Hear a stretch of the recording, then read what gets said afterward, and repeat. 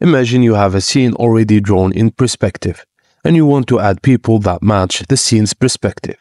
Here's how. Go to Window, Material, Entire Body. Under the 3D section, choose a body type.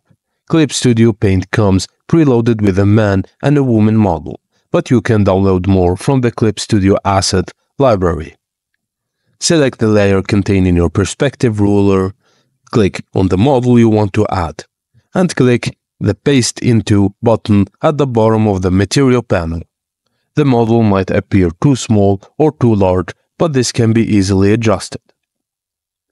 In the Subtool Detail panel, go to the Camera section and hit Center Object.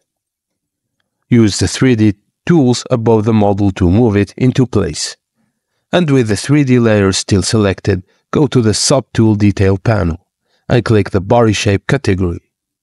And check Adjust Head to Body Ratio with height and adjust the size of your model as needed.